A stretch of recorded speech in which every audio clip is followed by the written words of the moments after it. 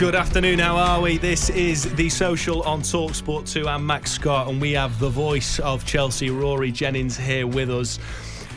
Rory, we've got to start with the fallout last night against Bournemouth. Reece James, sorry, not last night, but that result against Bournemouth. Reece James, it's great to see him back. I thought by the sounds of it, he wasn't going to be back for a while. But I've just been told by our producer Gabs here, you saw the incident with Marc Cucurella. He's attempting to start a counter-attack. He's brought down by David Brooks by his hair. People seem to sort of like his hair. There must be some sort of magical... against Tottenham that year, didn't it? Some captivating power about that. Referee Rob Jones was directed to the pitch side monitor for a closer look because, this looks like a red card. And for the first time in Premier League history, he's turned around and said, nah, not having that, yellow card. What did you make of that? It was an obvious foul. It was a really... You can't pull people by their hair. No. It's like the least controversial thing that's ever been said on this station. Of course it's a foul. I don't think anybody would expect it to not be given as a foul. I don't think David Brooks himself would have expected it not to be given as a foul. I think he knew exactly what he was doing. By the way, I don't care about those kind of things. I'm not precious about that. Tactical fouls. I want my team to do them. I'm never going to be annoyed when somebody makes that tactical foul. It gets a yellow card for the right reasons. You get a yellow card for the right reasons, absolutely. And David Brooks got himself a yellow card for exactly the right reasons, and then the yellow card wasn't awarded. It was a ridiculous situation. But I think that Enzo Maresca has done quite well out of this incident because I don't think that we're talking about Chelsea's fragility the way that we perhaps should be. Because of the incident. People are focusing on the incident. People are focusing on Reece James scoring in the last minute. People are potentially focusing on the Chelsea comeback. Mm-hmm. But this is a really bad result in a sequence of really bad results. Where do there was so much fanfare, it felt like, yesterday, about the talk around everyone at Chelsea saying we're not in the title race. The players backing Enzo Maresca up, Cole Palmer, Noni Madueke saying, no, we're not in that conversation, we're not there yet. And the narrative was, yeah, they are, aren't they? They're looking good. They're on fire. And now it's a completely different story. Shades of early Maurizio Pochettino era. How do you fancy your top four chances? I think it's really interesting that you bring up the point at which Enzo Maresca said that we aren't in a title race, because that was a huge error. That's when it started going wrong. I don't know why he did that. I don't know why he decided to come out and take the pressure off the players and suggest that we aren't in a title race. It was unnecessary. There was a chance that Chelsea could have won the league. There was a chance that if Chelsea had won the fixtures that we've had over the past 5 games that have been so winnable that we would be top of the league. But in hindsight, is it not clear that he was right? No, I don't know what came first here. It's almost a self-fulfilling prophecy. Do you know what it reminds me of a bit? 2014? Do you remember when Jose Mourinho called Chelsea the little horse and all that? We finished 3rd in the league that year. We would have won. I swear to you, we would have won the league. So you think he's almost he's not setting the standards high enough? Yeah. What he's doing is he's making it acceptable to not perform. He's making it acceptable to drop points. Because if Chelsea drop points, the manager can't be too upset with you because you're not in the title race anyway. I don't know what's in it for a manager.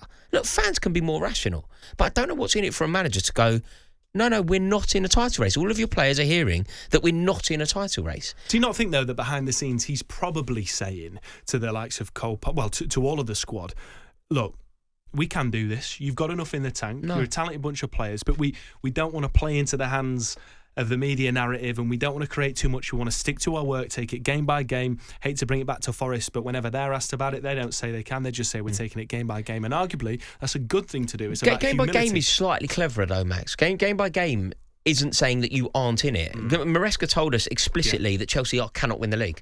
And off the back of him telling Chelsea that we can't win the league, we are now not going to win the league. I didn't think we could win it, but I'm not the public face of the club. So where are you at with Maresca now, Rory? Because, he looked like a genius. He looked like he turned... the talk at the beginning of the season was, I think rightly so, the absolute chaos at Chelsea. Single-handedly, I believe, you can disagree with me, but I believe Enzo Maresca, just through the form on the pitch, quietened that chat down. And they needed that. Todd Boehly needed that. But where are you at with him now after a month, and I'm sorry to bring this up, where you've had 85 shots in this winless month and had scored 4 goals? Yeah, where are you at with Mr. Maresca? Do you know what? Do you know what's a real shame? It was not that long ago at all. In fact, I know the date, 22nd of December.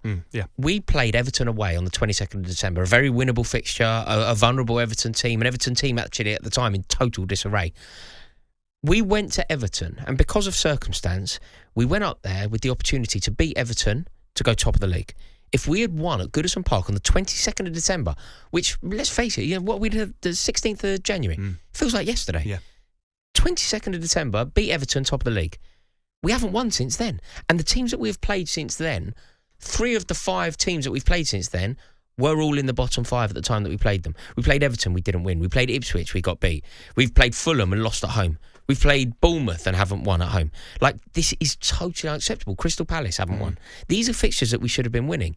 And the problem that I think that we really have is, do you agree with this statement? Next season, however you want to envisage it, next season, by hook or by crook, Cole Palmer will be playing Champions League football. Do I agree with that statement? Yeah. So Cole Palmer next year will play in the Champions League, because I believe he will. Whether that's with Chelsea or not. I was just going to say, whether that's with Chelsea or not, because the quality of Cole Palmer, you can't be. Well, he didn't play in it last year. Yeah. He hasn't played in it. The Conference League, didn't play in it last year when he's scoring goals for England in a European final, right? So he didn't play in the Champions League last season. He's not played in it this season. He's actually playing in a BTEC European competition, which for a man of his quality must be fairly underwhelming. He's ever the professional, but. Are you still worried that Cole Palmer, despite the fact he's on a 500-year contract at Stamford Bridge, do you think they'd still sell him? I just can't see a world where someone like Bowley or Egbali says, we'll get, you're on a 9-year contract, or you've got 8 years left on your contract, and we're going to let you go. I can't see that. I think that's the point of those contracts, though, to maximise the price that you have to pay to prize them away from the club. The other thing is, look, we know footballers. And I don't think Cole Palmer would be doing anything massively wrong to suggest that he needs to play in the European Cup. Like, Cole Palmer is one of the most gifted players in the country. I think you could easily argue that he's one of the top totally 5 agree. Players in the Premier League, right? He is mercurial, the definition of it. And look at how good he is. Scoring goals for England in a final. He scored goals for Man City at Wembley. He's won Man City a European trophy already. Like, the geezer is ready to play in the European Cup, and he hasn't done it last year when he was ready. He hasn't done it this year when he's obviously ready. I don't see a world where he doesn't do it next year. You might be right, by the way. Does he stay in the Premier League? Does he follow Trent, as we believe? What, Real Madrid? I just don't think there is a team in the country. If Cole Palmer put teams on high alert and basically said, look, I need to play in the Champions League. I want to leave Chelsea. If his agent started making those noises, I don't believe that there's a team in the world that doesn't explore the idea of bringing Cole Palmer to their club. Yeah. And that can be anyone. However high you think his level is, I believe that there isn't a match for him. I think he gets into the Bayern Munich team. Yeah. I think Real Madrid would look at signing him. I think that Manchester City would look at buying him back. I think Liverpool would be open to the idea. I think he is a world-class footballer, and therefore world-class clubs would look to sign him. Chelsea wouldn't want to lose him, but if he wants to go and we are in the Europa League, how can we hope to keep hold of a player of that quality when we are not matching his ambition? That's my biggest worry about this whole thing, because if we lose Cole Palmer, effectively the last season, the one good thing about Chelsea was Cole Palmer. The ceiling was crumbling down. He held us up. Yeah. He was the inspiration. He was the reason that Chelsea fans felt a buzz around the club. I feel like I'm a kid again when Gianfranco Zola used to pick up the ball when he gets it. It's awakened something within me that I haven't seen for years. I haven't felt for years, a buzz around a player like Cole Palmer. But I don't think I'm being particularly cynical to say that if Chelsea don't make it into the Champions League, we're going to have a serious and awkward conversation around his future. What's happened to Cole Palmer in the last month then? Where's he been? Well, he's not playing to the level that he was playing at, but he's still the best player at Chelsea. It's him and Caicedo. Like, look, he as apparently at the moment isn't playing particularly well. See the goal he scored the other night? Do you see the skill? Do you see the way he sat the keeper down? That's what people do at Power League Shoreditch. That's not what people do in the Premier League. Just wait to commit the keeper. It's so easy. So this is him on an off day as well, apparently, by the way. So just turning our attention defensively, I mean, you have had to recall Trevoh Chalobah. Oh, this is an embarrassment, isn't it? This is a U-turn of epic proportions. I remember I felt the disrespect from Chelsea Football Club and Enzo Maresca in how dismissive they were about a fantastic young talent who's Chelsea through and through, and who I think has performed incredibly well and is really unlucky not to be part of Maresca's plans. Chelsea will come cap in hand. Yep. And, I believe that Paul Winstanley was key in this to, in trying to coax him back to the club. So embarrassing, isn't it? It's such a mess. It's so poxy. It's tin pot. That's what it is. It's simple. You've made a decision. The decision has hit you like round the head because you've got it so wrong. You know, they bring in the boys out of Monaco. Axel Disasi, clearly not good enough to play Premier League football. Benoit Badiashile, potentially not good enough to play any level of football. You've let a player go like Chalobah. Surprise, surprise, Wesley Fofana's injured.